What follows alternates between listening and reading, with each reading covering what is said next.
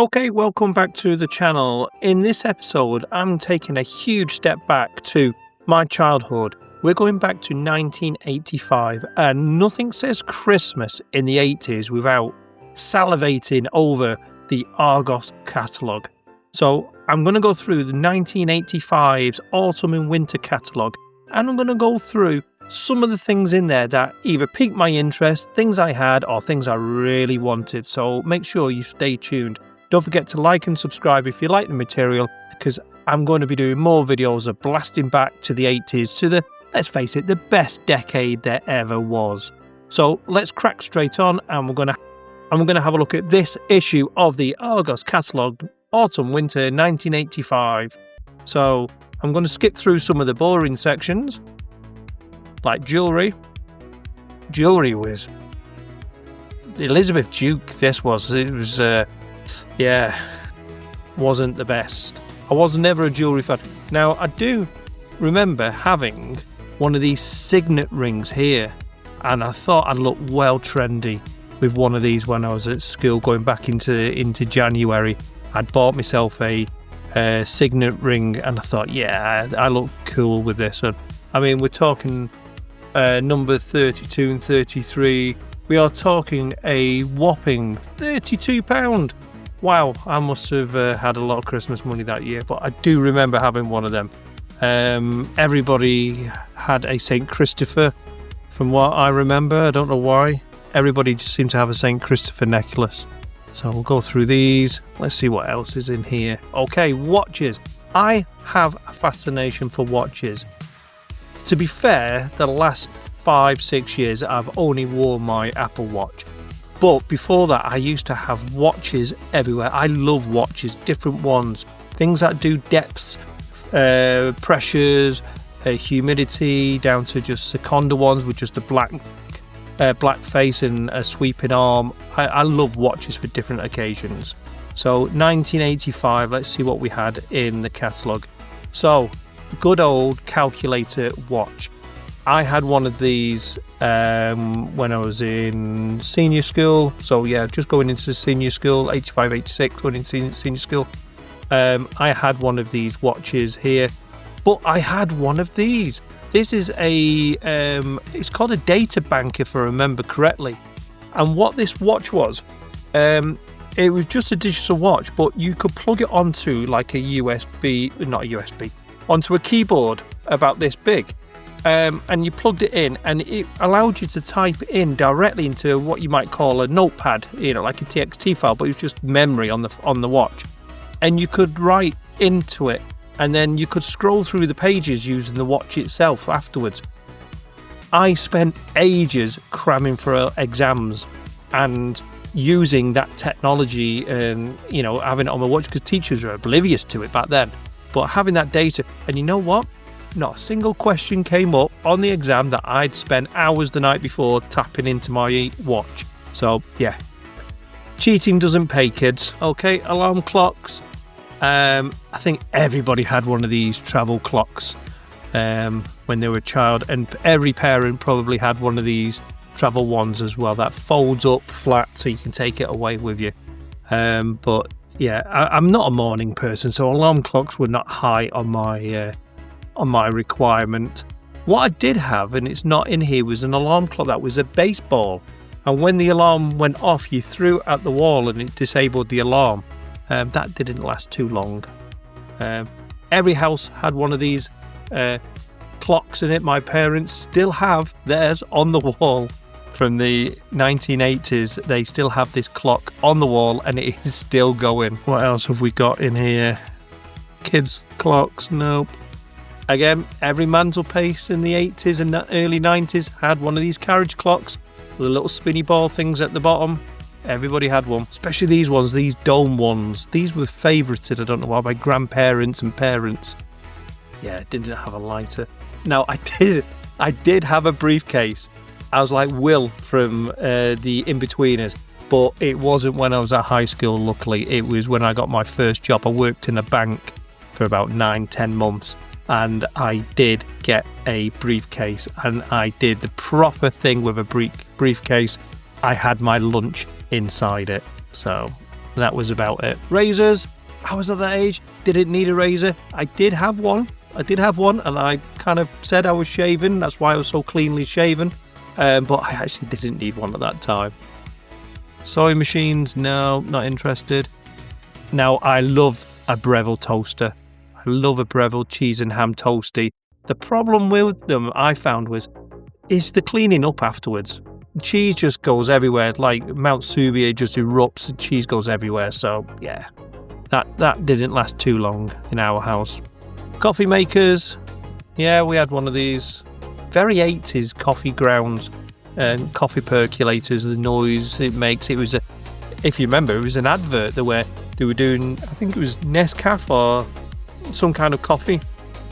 And they were pretending to be the percolator in the kitchen so that the neighbours didn't realise they were using freeze-dried coffee rather than percolated coffee. Okay, kids, bed in. So I had a He-Man one. I think my younger brother might have had the Thomas the Tank Engine one as well. It looks very familiar. But he was a little bit younger than me. Or is a little bit younger than me. Still is. He might not act it, but he is. Now these, me and my wife joke about these. We call these the rodadadadas because that's the noise they make. And my mother-in-law still has one of these rodadadadas in her house.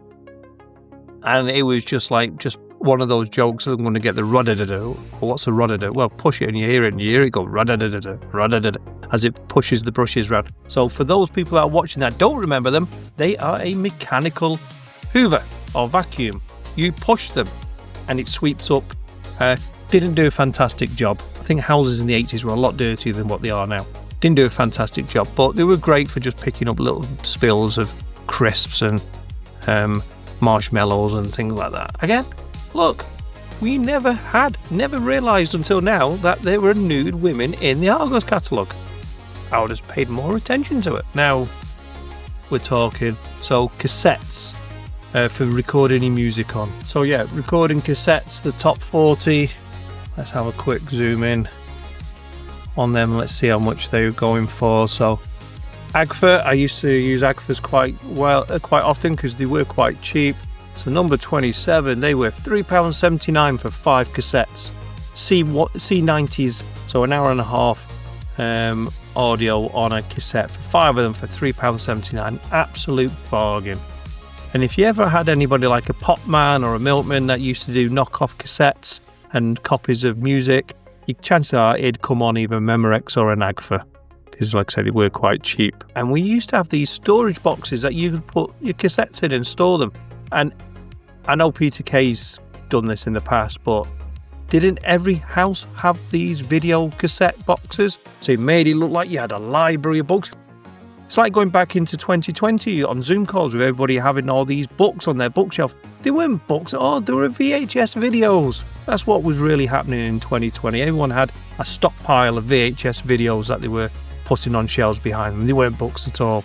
But yeah, we used to have these, so it made it look like you had like encyclopedias and things like that. But no, actually, it was like the Snowman and Grange Hill recordings and Top of the Pops. That's what they were really. They weren't encyclopedias. Now we get onto the good stuff. So Atari consoles came out around about 1983, 84, I think it was. But these were cutting edge in far as home gaming technology was concerned. So this is the Atari 2600 here. This one was a whopping $49.99. That's how much it was for an Atari 2600.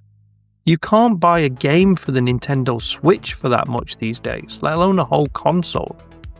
And everybody had one of these power converters, I think, where you used to change the voltage and whether it was positive or negative center. I used to have that for my Astro Attack little handheld game. Major Morgan, Simon Says, again, educational toys back in the 80s. Sound like Stephen Hawking. Okay, Battleship. So this was one of the first electronic games I seem to remember having. It was a present between myself and my brother when we were kids, and it was a battleship game that basically you programmed in where each of your ships were, so there was no cheating allowed. and you could then play the game without any arguments, or so they said. Unfortunately, it did result in quite a lot of arguments. But yeah, Electronic Battleship was brilliant with hit and miss. And these Tomy games, where you held them up to the light and the light went through and you'd have like a 3D game, a bit like Tron. In fact, I think Tron was one of them, the bikes. And you'd be playing this game through it and you'd be pressing the buttons on the side of it. And it looked like some out of Star Trek with like one of the tricorders or one of the visors. It was cutting edge technology. It really was. Trust me on that one. What other games did we have as children? Perfection. Hated that game. Probably why I have a bit of anxiety every now and again from playing Perfection as a kid. You've got to put all the shapes in the right spaces at the right time, or the thing erupts and just catapults them all over the room. But it was that anxiety of it. Is it going to go? Is it not going to go? And then, yeah, hated it. Hungry Hippos, good old staple game of the 80s. What else do we have on this one? Game of Knowledge. So this was like a kid's version of Trivia Pursuit, really. This was a great game for families, and you went round the board answering different questions into a spiral as you went round the solar system and past planets. Ghost Castle, oh my god, Ghost Castle, $7.95. Ghost Castle was one of mine and my brother's favourite games. We loved Ghost Castle. Imagine a cardboard version of Scooby-Doo. You basically move your character around the board, but every now and again you'd land on a square and you drop a skull in the top and it kind of ping-ponged down this chimney, and it'd come out and make a flap, knock your character off if you were standing in front of it or something like that. It was a terrible game, but we played it so much. It was just, I don't know, it was just addictive. But yeah, absolutely great game. If you've never played Ghost Castle, please try and find a copy somewhere in a charity shop or some on eBay or somewhere, because it really is a good game. And then good old Guess Who. Downfall. Downfall was great. I love Downfall. Strategy game, and used to try and memorise where the notches were on either side of it. Connect 4, it was just asking for trouble, really. You used to have to accidentally nudge it to knock the counters out the bottom.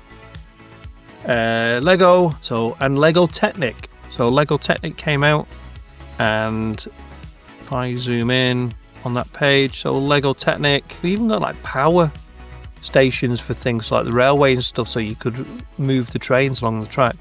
But you can look at the prices here. Lego Technic, they are so cheap compared to today's prices, but obviously with inflation and stuff, they're probably not far off what they are now. But Lego Technic included things like motors and gyros, pulleys and things like that, so you could actually build things that moved. Wasn't a massive Lego fan. My brother was, but not myself. And then we come on to the earlier kids' toys. Now, I did have a Bon Tempi piano at one point. Don't know where it went, but used to have to turn it on and wait for it to warm up because the bellows or whatever had to fill up inside it. So, but I did have this chemistry set, number 8, Thomas Salter chemistry set. Listen to TV personality of Johnny Ball on audio cassette and work through 82 fascinating experiments, fully illustrated, manual included. I had that, and I would not let my child have it if it was today. There were chemicals in there. There was chemicals that you wouldn't have in the workplace these days, but we had them in a chemistry set as a kid. And I do remember listening to Johnny Ball telling you how to create these chemicals and crystals, so diluting loads and loads and loads of salt in water and then putting a piece of cotton tied to a pen in this solution and just leaving it for weeks and weeks and weeks on end, and the salts kind of, as the water evaporates, the salts kind of solidify to the cotton and you get a little bit of a crystal. It was crap.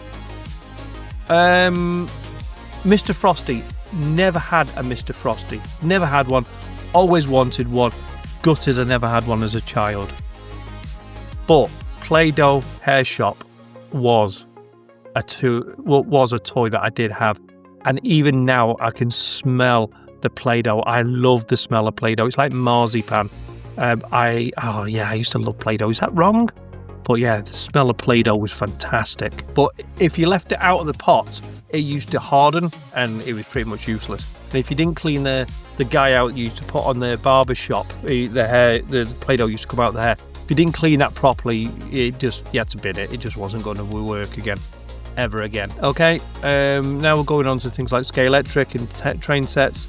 Never had one of them. We did have a Scalextric set when we were a bit older in the late 80s, 88, 89, I think. We did have a Scalextric set, but none of them ones. Oh, okay, so now we're talking He-Man and Masters of the Universe. So this deserves a zoom in. So Snake Mountain, my brother had this one, and that was his. He had Snake Mountain. He used to have a voice synthesizer in there. He used to talk through, I think it was this dragon's head or wolf ear, and it used to make it into like a booming, scary voice. And this here was a snake, and you twisted it and a trapdoor opened and you fell down into a pit. Great toys. Skeletor on the different battle action He-Man, I think it was called. Battle armored He-Man and Skeletor. These had revolving chest plates, which had no damage, a little bit of damage, and loads of damage. You used to touch it and you used to revolve round. It was quite cool. And then on the next page, we got Castle Grayskull. So I had Castle Grayskull, which my brother insisted on knocking over because he was attacking it all the time, even though I was quite happy playing on my own. There you go. And again, normal He-Man characters. You used to be able to buy a cassette with a story and a book to follow along. That was great. Especially if you had a Teddy Ruxpin, which we might see in a minute. 18.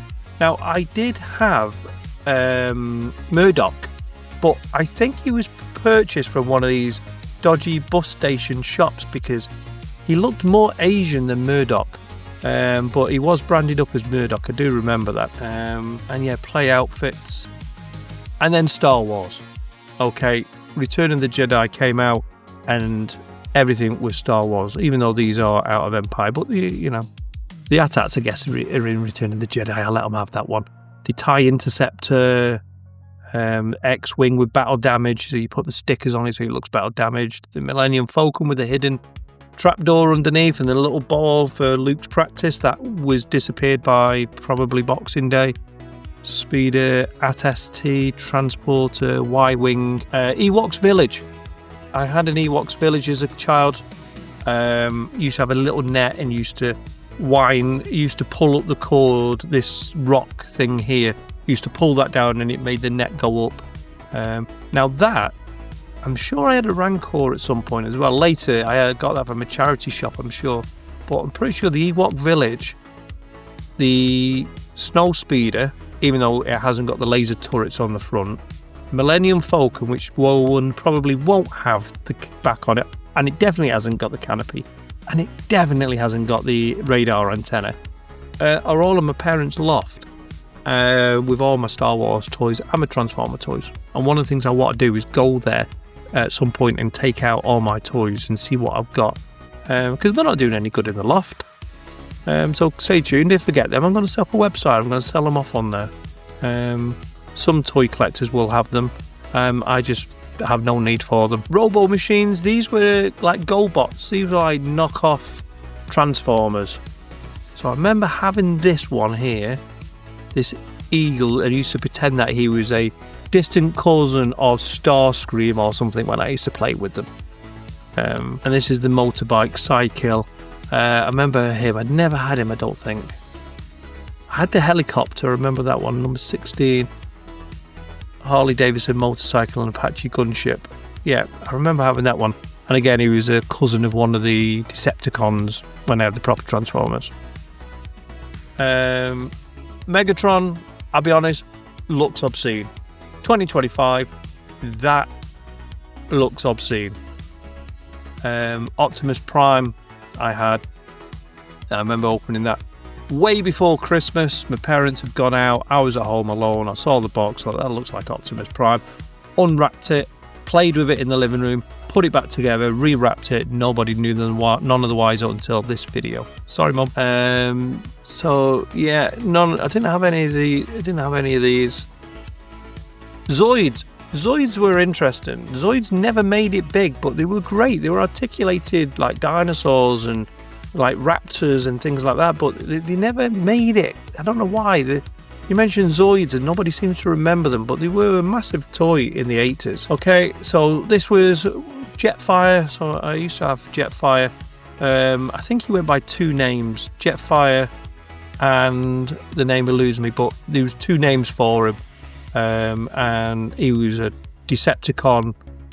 He was an Autobot that went to a Decepticon and then came back to an Autobot, I believe. He was in one of the movies as well. Dirge, one of my first Decepticons I ever had. Thrust, sorry, yeah, he was one of the first ones I had because I quite like the wings on that one. But again, in the loft without any of these attachments or anything with it. Dinobots, my brother had these. He was a dinosaur fan, so he had Dinobots. He absolutely loved them. But yeah, Grimlock and what have we got? Grimlock, Snot. There was another one which we can't say anymore, but it's SLAG. They renamed it, I think. But yeah, there's one called that. Soundwave, love Soundwave as a toy. Never had it, always wanted it, especially with little Raptor and Laserbeak toys. Now, I have got a memory pen somewhere that is Raptor, the Panther, and it's a memory pen, but you transform it is like this big, and it's a proper Transformers looking toy. Absolutely loved it, but never had Soundwave. Okay. My Little Pony, wasn't ever interested in that. Wuzzles are a fond memory of the 80s Saturday morning TV. These where they get basically two characters or two animals and they merge them together in some kind of weird experiment, I think. But they were two animals, so you've got who's that? Hippopotamus, Bumblelion, Butterbear, and Ellaroo. So Hippopotamus, Bumblelion, Butterbear, Ellaroo, yeah. So the Wuzzles were great Saturday morning TV. They really were cartoons. Fantastic. What else have we got on here? Roland Rat. Yeah, never a Roland Rat fan. Found him a bit creepy. Cabbage Patch Kids. Cabbage Patch Kids were massive. Not for me. My cousin was obsessed with Cabbage Patch Kids and had several of them. And was quite upset when the Garbage Pail Kids came out, which was a vile rip-off of Cabbage Patch Kids, I guess. But yeah, she was Cabbage Patch Kids. Barbie, a massive Barbie at the time. They were very, very popular, still are to this day. You'll see that there's no PC versions of Barbie, which, nowadays we've got people with disabilities of different colours and things, different body sizes. Yeah, I think that's great. We need to, because we get body dysmorphia, but we did grow up in the 80s. It was okay at the time. Well, and then we go on to toddlers, kids.